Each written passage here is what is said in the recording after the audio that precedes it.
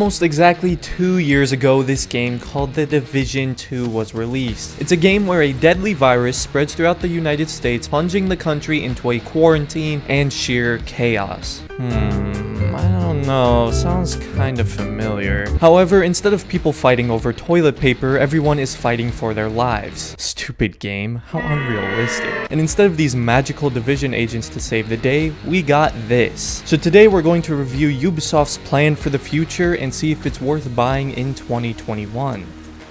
The Division 2 is an open-world looter shooter where you run around Washington, D.C. and, well, shoot. There is a story to the game, but that's about as interesting as watching paint dry, and each and every character in the game has the most dull and forgettable personalities. And about 75% of the game's story is exposition, and without the defining presence of a main character, it really struggles to make you feel invested in its story. It's especially awkward when a character gives this long sob story, and your character just shrugs because, well, he lost his voice? But this is a looter shooter, so forget this and let's do more of this.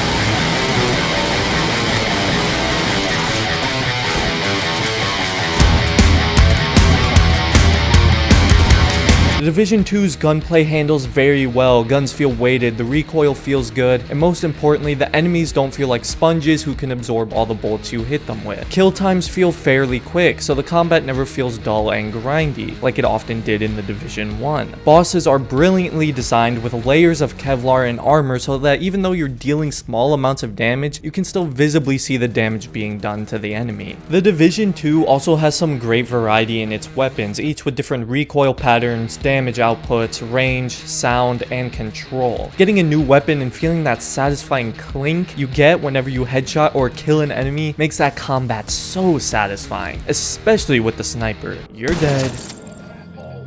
You're dead, and you're dead. The Division 2 has also introduced control points and strongholds, which introduce fun new ways to shoot bad guys, loot, shoot more bad guys, and level up your harbinger of death, along with just giving you lots more to do in the world and more to explore. The Dark Zone from the Division 1 returns in the Division 2. This is the PvP mode where you and some friends can go and take on some other online players, and while I think this is a great inclusion in the game and gives players more incentive to keep playing even after beating the main story, it still can get old after a while, especially when you get dominated by a level 3000 who hasn't taken a break since the game came out. And speaking of replay value, the Division 2 has a lot of it. The main story itself is around 20 hours, excluding a good majority of the open world activities and side quests you may partake in. And after I finished, these scary looking dudes from Black Tusk show up and go, nah, everything you've done up to this point, forget about it. And then once again you have a story and strongholds to conquer that reset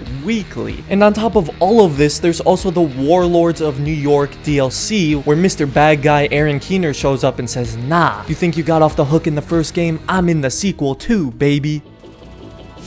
The snowy streets of New York was a lively and immersive atmosphere for the Division 1, and while there may be no snow, the lush and green dystopia of Washington, D.C. gave me a similar feeling and was just as enjoyable to play in. I've been to Washington, D.C., and the level of detail and accuracy is definitely on par, not to mention all of the famous landmarks we're talking: the Washington Monument, Lincoln Memorial, Air and Space Museum, the White House, and even the Capitol building. Wait a minute, you're kidding me, they predicted this too. Okay, sure Ubisoft, sure, you stupid time-traveling pigs. Who knows what other things these freaks are conjuring.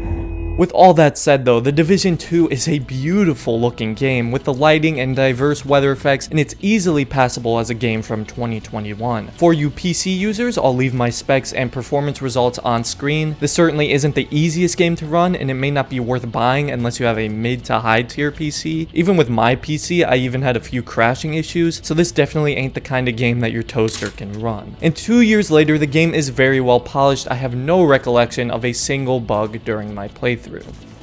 The future 2, I mean the Division 2, gets my overall rating of a 3 out of 5 stars, and I recommend waiting for a sale before you buy it in 2021. The gameplay and combat loop is intuitive and satisfying, and the world is fun and enjoyable to explore and mess around in. And this game is even better with friends in both the story and Dark Zone. It's still playable if you have no friends. Don't worry, I played it by myself as well because my friends hate me. So with a good sale, I strongly recommend picking up the Division 2 in 2021, just know that you'll be funding Ubisoft's quest for world domination.